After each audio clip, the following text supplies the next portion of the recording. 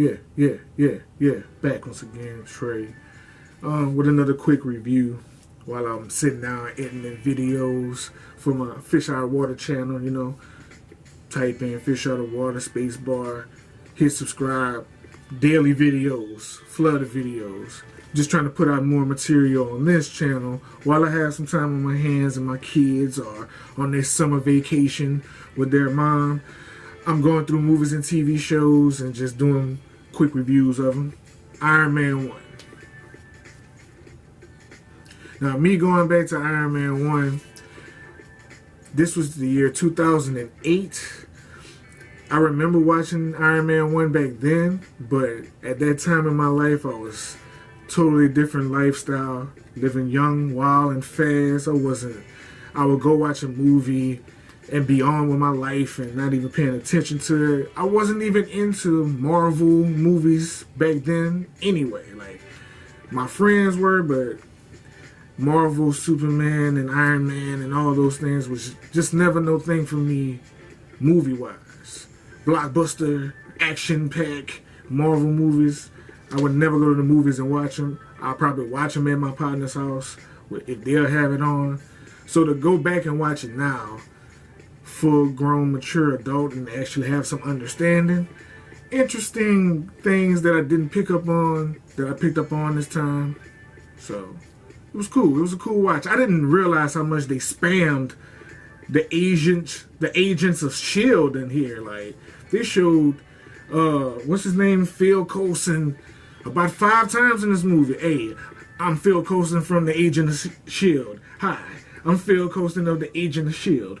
I need to have a talk with you. I didn't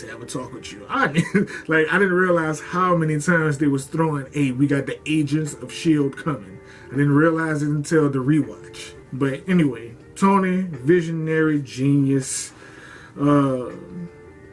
son of weapon developer. He revolutionized the weapon game, made it even more deadlier, more explosive, and made some of the most genius style, I guess, missiles and guns and ammunition for war to protect the country. Tony Stark's revolutionized it. His daddy came up with the atomic bomb. He came up with the Jericho. So he took it to a whole nother level. We're going to find a whole new way to destroy countries. But, plot twist, his convoy, as he's leaving the country after showing his weapon, the Jericho, gets attacked by his own weapons from Stark Industries. And that's when he has an epiphany and an eye-opening experience. He wakes up, realizes that he's been kidnapped, and was saved by electromagnet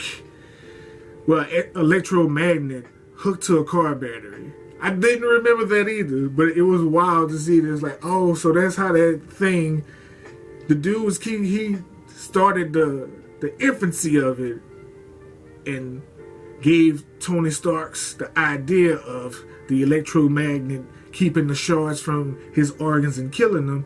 And Tony used that genius brain to build one that was powerful enough to build the suit in the cave that actually got him out and killed multiple armed guards. But the bad part about it was he left the blueprint to the suit and didn't kill enough people because the leader of the armed forces still was alive. Got the blueprints for the suit, and you know how that goes. He took off with it. Whole time I'm watching this movie, I didn't really remember it.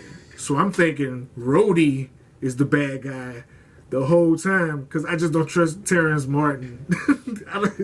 It's his movie roles. He usually play like the bad guy or the snake in the movie. So every movie I see Terrence Howard in, and he's pretending to be good, I think he's low-key pretending to be bad. It's not his fault. He just plays good villains. But I was wrong. It was Obadiah.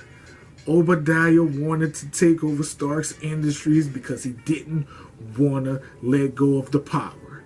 He knew that Tony was building these arsenals and these machines and this technology to take over the world, and eventually he was going to build one that he can take over the world with, get rid of Tony Stark's, And guess who owns Stark's Industries and who is evil as fuck? Obadiah. But that's basically what I took away from the movie. Obadiah is an asshole, evil, greedy motherfucker because they already was the #1 arms dealing people in the world, but he wanted to just be the only arms dealing people in the world. And that's how they always get done. The greed always take over and they think about the power that they can have and not thinking about the power that they do have. And it goes all wrong every time. Tony eventually gets into the last action scene, kills Obadiah, has the press conference. Who is Iron Man? Are we supposed to believe you're not Iron Man? Blah, blah, blah, blah, blah, blah, blah, blah. And then eventually ends it off with, I am Iron Man. And you know, at the end credits, you gotta let that thing run all the way to the end because you gotta see what characters coming up and what's gonna be looking forward to and who's the character's gonna be in the next Iron Man. Kind of knew Phil was, because, you know, Phil, he's the agent of S.H.I.E.L.D. So I knew it wasn't gonna be him at the end. And if it would have been him at the end, I'd have been mad.